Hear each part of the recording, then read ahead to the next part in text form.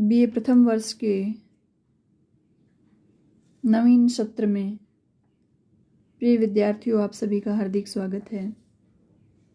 आज के इस व्याख्यान में हम भारतीय संस्कृति के मूल तत्वों के बारे में अध्ययन करेंगे। पिछले व्याख्यान में भारतीय संस्कृति के बारे में बता दिया गया है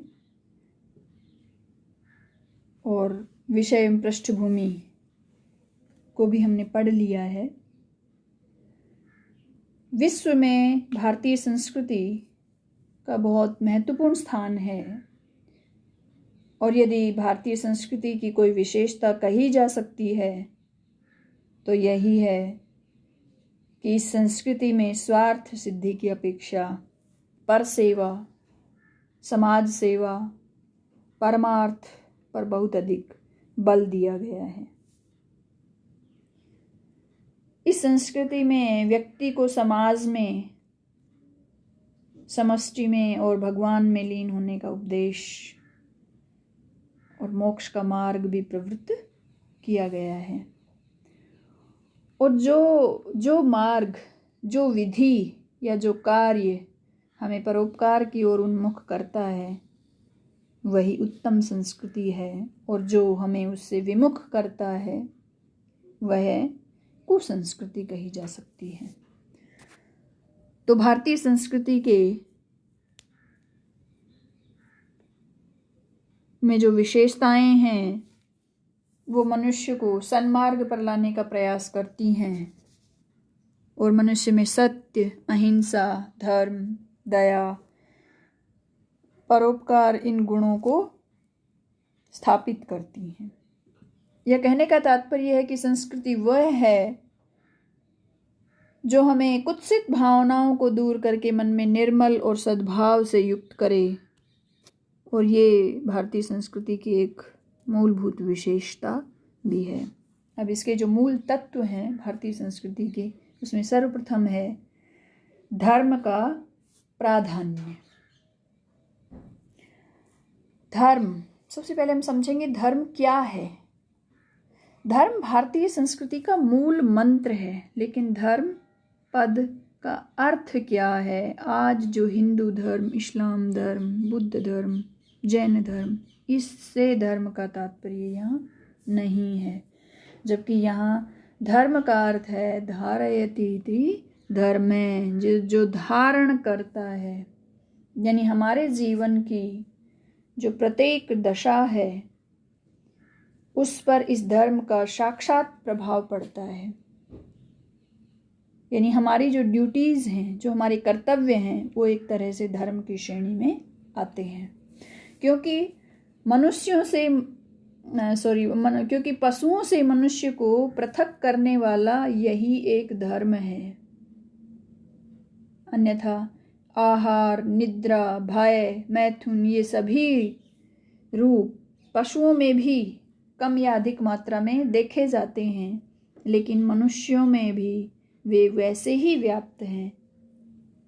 तो उनसे, मनुष्यों को पशुओं से इतर करने वाला धर्म ही भारतीय संस्कृति का प्राण तत्व है, और हम इसी के सहारे अपना जीवन यापन करते हैं। और धर्म, अर्थ, काम एवं मोक्ष, चार पुरुषार्थ में धर्म की सबसे पहले गणना की जाती है और उसके पश्चात ही अर्थ, काम एवं मोक्ष परिगणित होते हैं।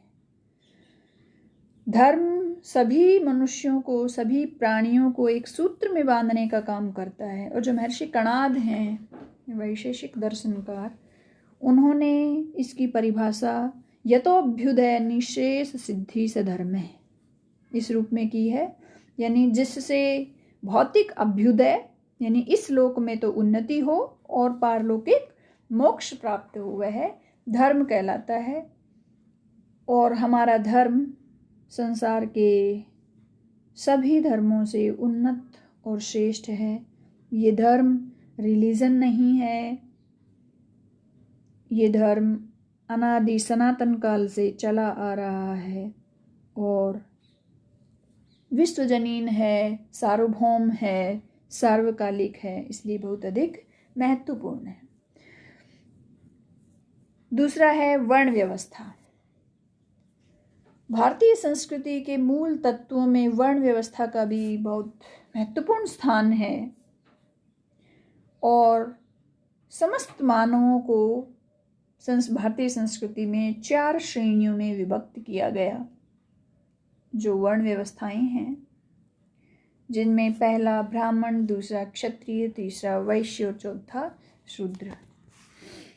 पहली श्रेणी ब्राह्मण, ये पहली श्रेणी उन लोगों की है जो बुद्धिजीवी हैं, अर्थात जो विद्या, ज्ञान, विचार शक्ति के द्वारा जनता या समाज का नेतृत्व करते हैं और उनको सन्मार्ग पर लाने का प्रयास करते हैं। वो वर्ण ब्राह्मण कहलाता है। ब्राह्मण के कार्य अध्ययन, अध्यापन, यजन, याजन यानी पढ़ना और पढ़ाना, यज्ञ करना और यज्ञ कराना, दान और प्रतिग्रह, दान लेना और दान देना। दूसरा वर्ण क्षत्रिय वर्ण है, जो अपनी भुजाओं की शक्ति के बल पर यानी अपने पराक्रम के द्वारा समाज में व्यवस्था बनाए रखने का काम करते हैं। वो क्षत्रिय हैं और शासन के द्वारा उच्छृंखलता को रोकने का प्रयास करते हैं। क्षत्रिय राजा का कर्तव्य प्रजा की रक्षा करना था, उसको लूटना खसोटना नहीं था। यानी कहने का तात्पर्य है कि जिस भुजाओं के बल पर रक्षा करने वाले क्षत्रिय वर्ण है। और तीसरा है वैश्य, जिसका मुख्य कार्य कृषि करना, गोपालन और वाणिज्य करना था। और ये लोग व्यापार और कृषि कर्म के द्वारा समाज को सुखी और समृद्ध बनाने का प्रयत्न करते थे। इनका भी वर्ण व्यवस्था में बहुत महत्वपूर्ण स्थान है, क्योंकि इनके अभाव में तो समाज सुखी नहीं रह सकता। और चौथा वर्ण शूद्र के नाम से अभिहित किया गया। बाद में जब ये वर्ण व्यवस्था जातिगत व्यवस्था में परिवर्तित हो गई, तो कालांतर में इस वर्ण को घृणा की दृष्टि से देखा जाने लगा। लेकिन प्राचीन काल में शूद्र का भी उतना ही महत्व था जितना दूसरे वर्णों का, क्योंकि वास्तव में यदि यह वर्ण नहीं होता तो अन्य वर्णों का जीवन यापन भी बहुत अधिक मुश्किल होता।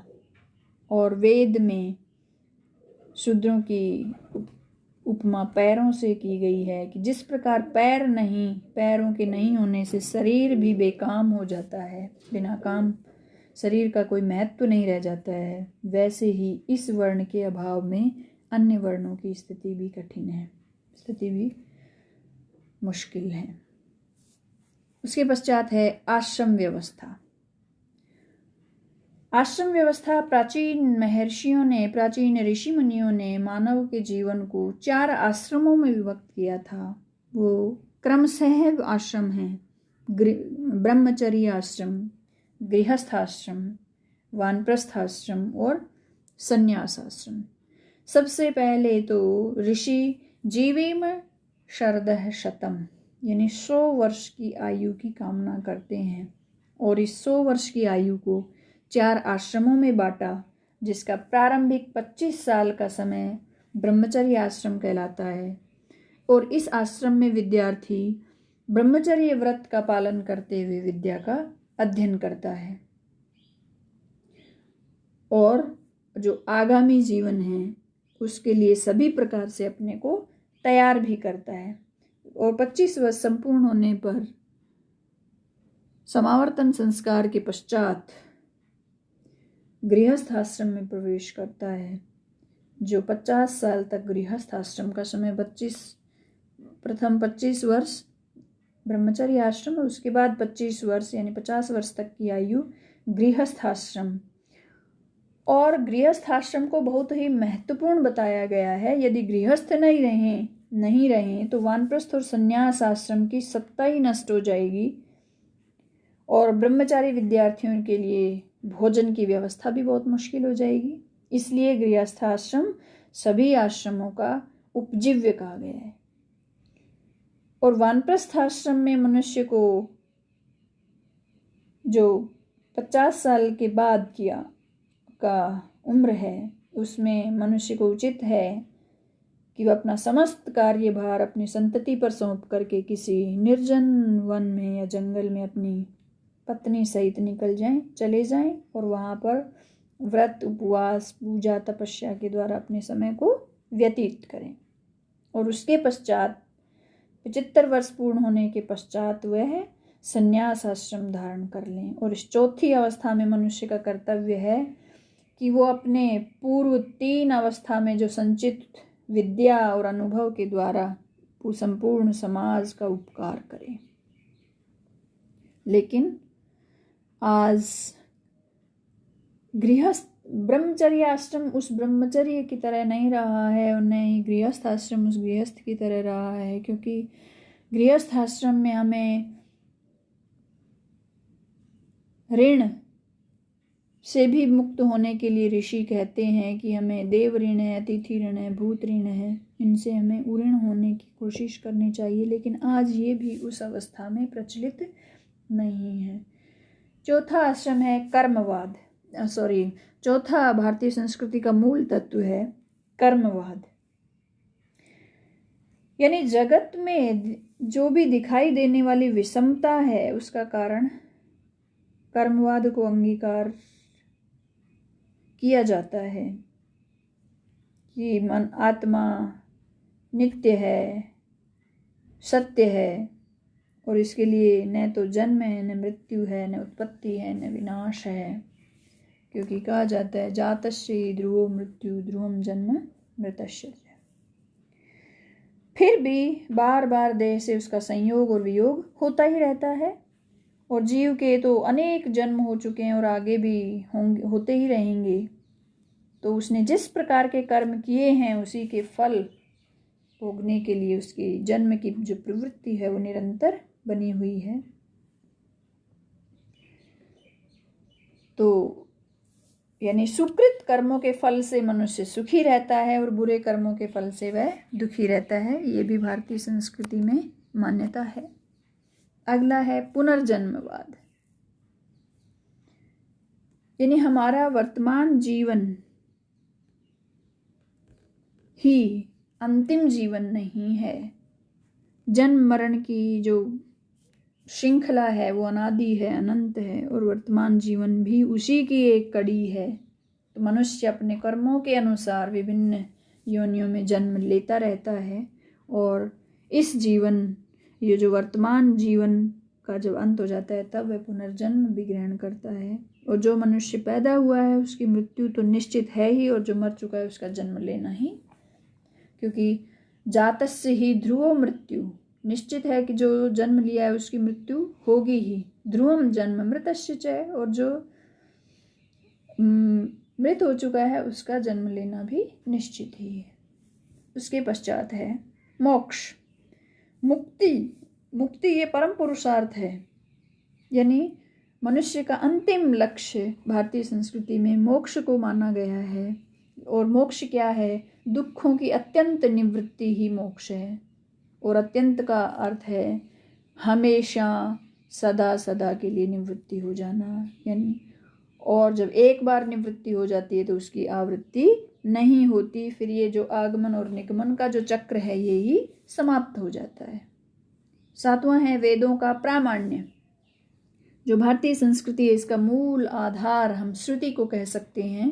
श्रुति यानी कान से सुन करके जो परंपरा आगे बढ़ी है, क्योंकि उस समय लेखन परंपरा का जब विकास नहीं हुआ था तब ऋषि अपने शिष्यों को पढ़ाते थे और शिष्य अपने शिष्यों को पढ़ाते थे। तो इस प्रकार से ये श्रुति परंपरा, वेदों को हम श्रुति भी कहते हैं, ये श्रुति परंपरा आगे बढ़ी थी।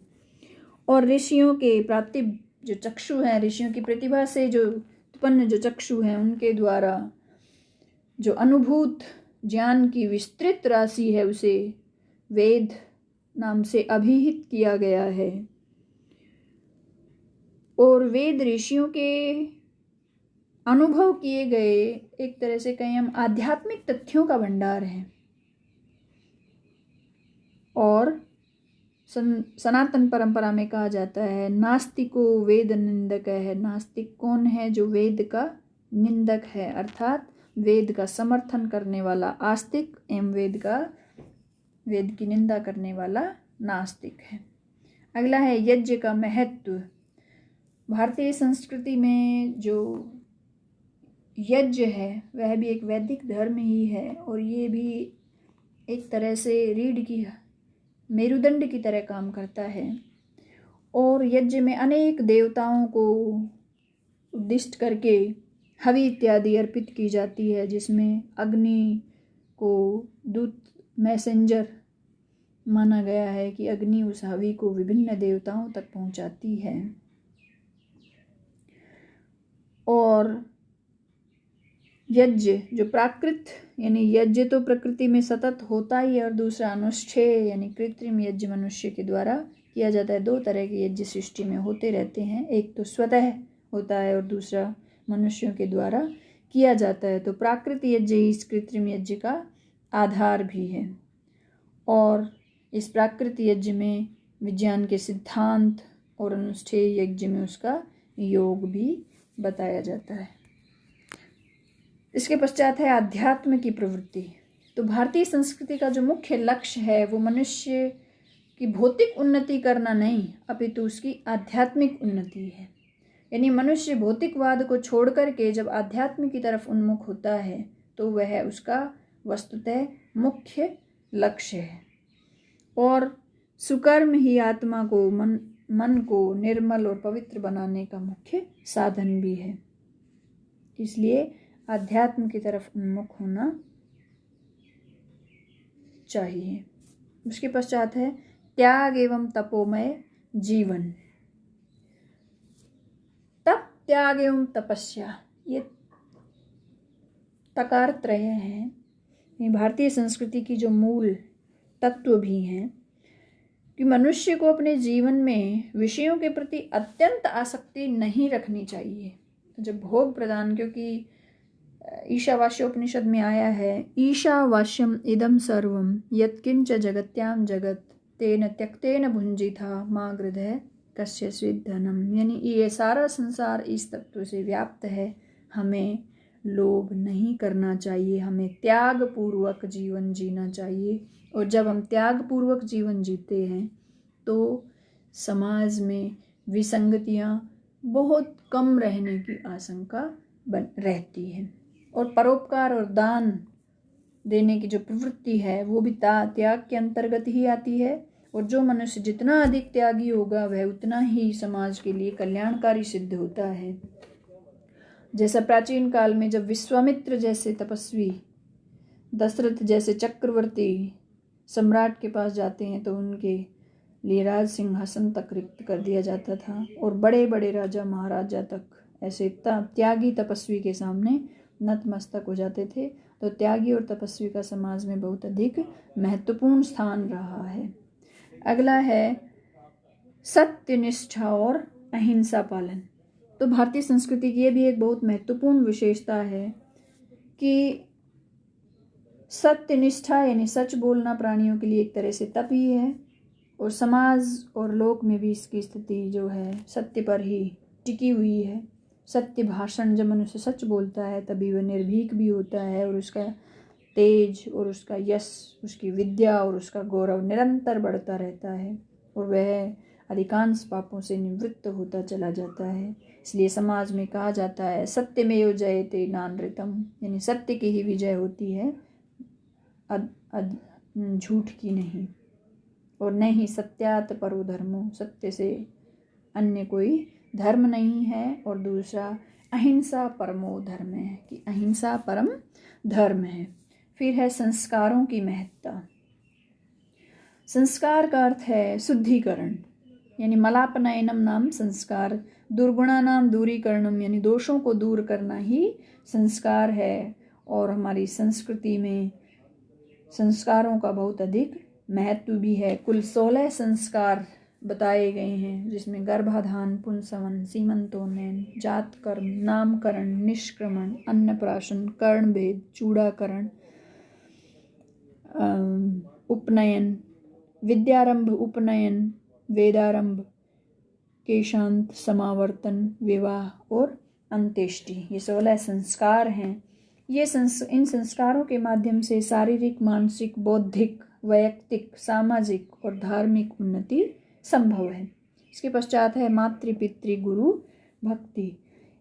इस सनातन संस्कृति में मातृदेवो भव, पितृदेवो भव, आचार्य देवो भव, इन वाक्यों से पुष्ट करने का प्रयास किया गया है और यह आचरण समाज के लिए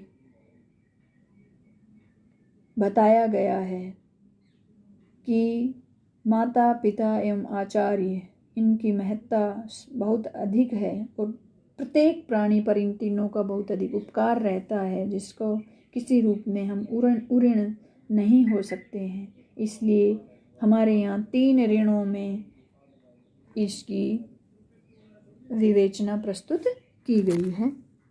धन्यवाद।